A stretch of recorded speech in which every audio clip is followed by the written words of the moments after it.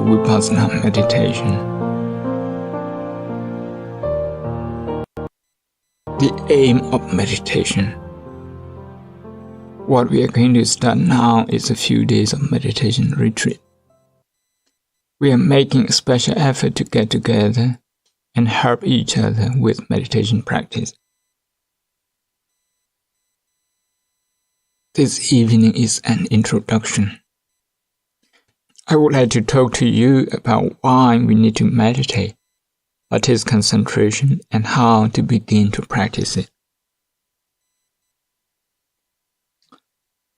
To keep yourself physically healthy, you go to a gym for an exercise, which is to make yourself stable and physically strong. In the same way, to have a stable and strong mind, we do meditation, which is mental exercise. Many people associate meditation, however, with superstitious and extraordinary ideas. But generally, meditation in Buddhism is a mental training. It may help us to understand meditation better by thinking of mind metaphorically as a scene from nature.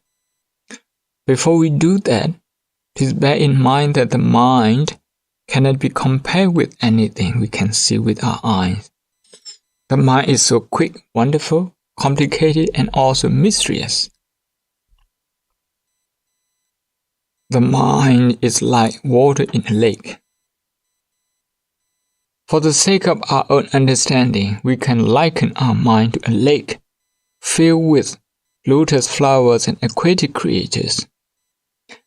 If you have a large lake filled with unpolluted water, you will have a green environment on which people around it can depend.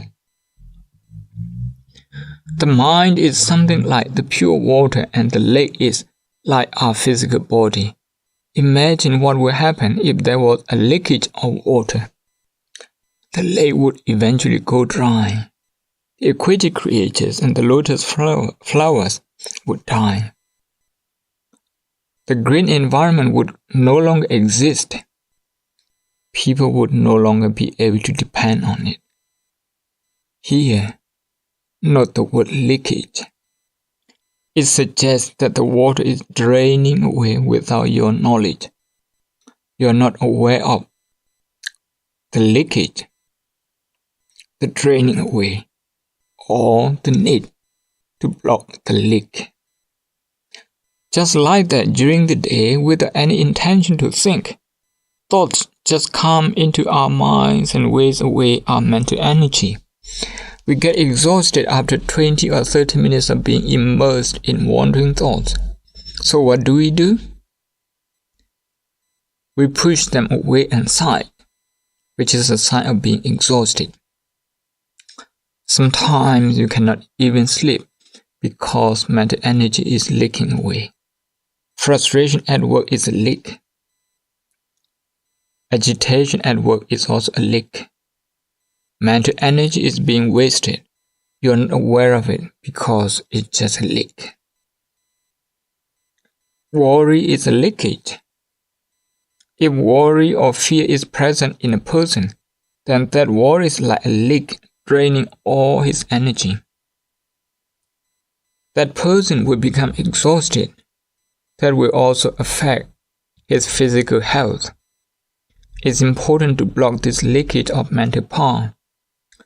Just is crucial to protect the aquatic creatures and the lotus flowers in order to keep the environment clean and enjoyable.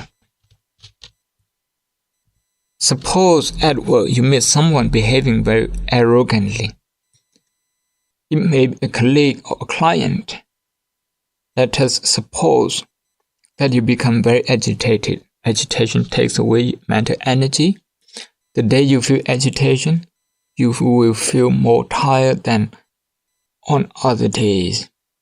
This is not necessarily due to the workload, but because of agitation you experience at work. The next day, when you go to work, you may become agitated again. Suppose this happens daily, 1 week later, you come home and then may feel dizzy. And you could start blaming others, sometimes your family, perhaps for a minor problem. You start quarreling, you start losing the ability to appreciate what your family is doing for you. So now, the aquatic creatures inside the lake begin to suffer. The lotus flowers are the members of your family. They cannot be happy around an agitated man. If someone is agitated in this room, not yet depressed, but simply agitated, then people cannot smile at all. The leakage of mental energy has that kind of effect on society, starting from your own family and friends. That is why it's important to know how our mind works and why we feel agitated, why we feel frustrated, why we feel unhappy, and of course also why we feel happy. So to know this, we meditate. When we discover our own agitation, frustration, disappointment, resistance, resentment, we should try to accept it and see it more closely. This will then surely lead us to understand it. Accepting the first noble truth. There are 4 noble truths. Suffering, dukkha satya, the cause of suffering, samudaya satya, the end of suffering, nirodha satya, and the path leading to the end of suffering, magga satya. The first one, the noble truth of suffering, means suffering exists in reality. Worry is suffering, agitation, aversion, frustration, and disappointment are all suffering. We do not normally accept these as suffering. Instead, we try to justify our own emotional reactions such as agitation. We try to blame others for our agitation instead of trying to understand and accept it. Suffering is an inseparable element of life. Therefore, when we meditate, we are going to see these things. We are going to accept suffering and then try to understand it. Vipassana meditation is about trying to understand the first noble truth, a universal experience. It's not for the Buddha, it's not for me, but for the one who meditates. We cannot share our meditation achievement, but the lack of meditation achievement is rather obvious. The state of our mind in relation to our environment will be reflected or indeed determined by whether or not we meditate. This is why it's important to meditate.